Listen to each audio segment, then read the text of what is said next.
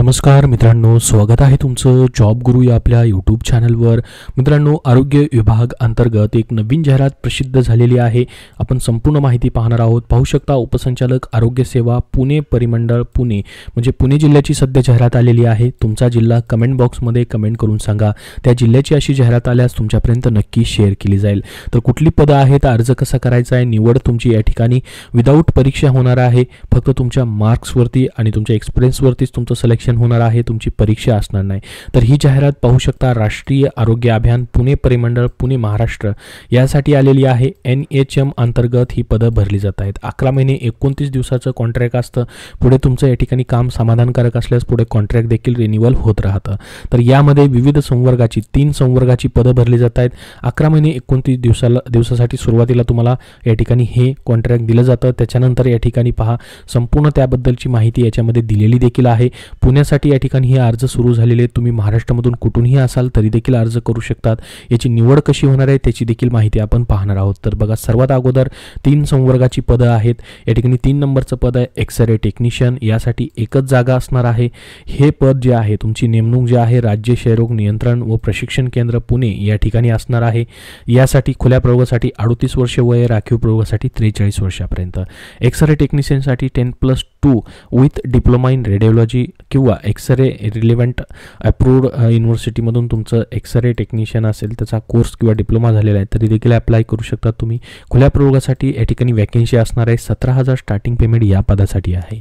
त्याच्यानंतर पहा, काउन्सलरची पोस्ट आहे समुपदेशक, याच्यासाठी bachelors degree in social work असेल, सोशोलॉजी असेल, त्यानंतर या ठिकाणी सायकोलॉजी असेल। प्रिपरेशन क्वालिफिकेशन, या ठिकाणी प्रोफेशनल क्वालिफिकेशन म्हणजे प्राधान्य कुणाला असेल हे तुमच्याकडे असेल तरी देखील तुम्ही अप्लाय करू शकतात। मात्र प्राधान्य असेल master degree, PG diploma in social work, sociology, psychology आणि 2 इयरचा एक्सपिरियन्स असेल, NTEP किंवा वर्क ॲज काउन्सलरचा एक्सपिरियन्स असेल किंवा आणि त्यासोबत बेसिक कॉम्प्युटर नॉलेज तुमच्याकडे असेल तर यांना प्राधान्य जास्त आहे। मात्र या ठिकाणी अप्लाय करताना फक्त तुमच्याकडं सोशल वर्कमधली डिग्री आहे किंवा सोशोलॉजीमधली आहे किंवा सायकोलॉजीमधली आहे तरी देखील तुम्हाला अप्लाय करता येणार आहे। खुल्या प्रयोगासाठी या ठिकाणी एक जागा असणार आहे। 20,000 स्टार्टिंग पेमेंट तुम्हाला या पदासाठी असेल।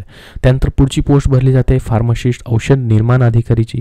हे पद जे असणार आहे ते राष्ट्रीय आरोग्य अभियान उपसंचालक आरोग्य सेवा पुणे मंडळ या ठिकाणी तुमची नियुक्ती असणार आहे। म्हणजे या ठिकाणी स्टेट ऑफिसमध्येच तुमची डायरेक्टली नियुक्ती असेल। हे बाकीची जी पद आहेत ते राज्य क्षयरोग नियंत्रण आणि प्रशिक्षण केंद्रामध्ये असतील।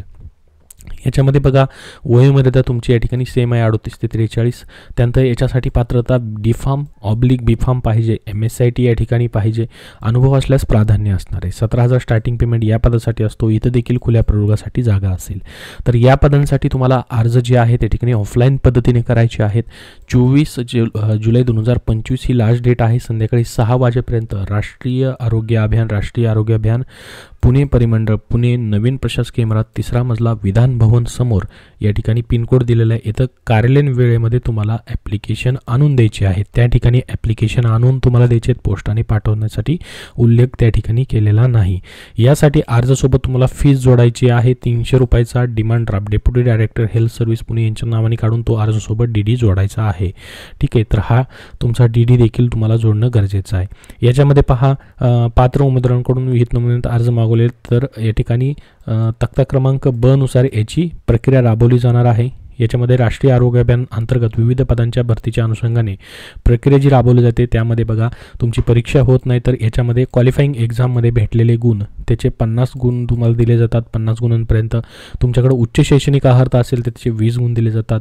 तुमच्याकडे या ठिकाणी त्या पदांसंदर्भातला निगडीत अनुभव असेल तर तुम्हाला एका वर्षासाठी 6 गुण दिले जातात, असे 30 गुण दिले जातात। तर एकूण 100 गुणांची तुमची मेरिट लिस्ट लावून या ठिकाणी सिलेक्शन प्रोसेस केली जाते।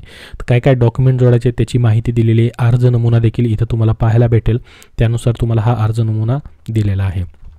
याची लिंक तुम्हाला डिस्क्रिप्शन बॉक्समध्ये देतो आहे, तिथून तुम्ही पाहू शकतात।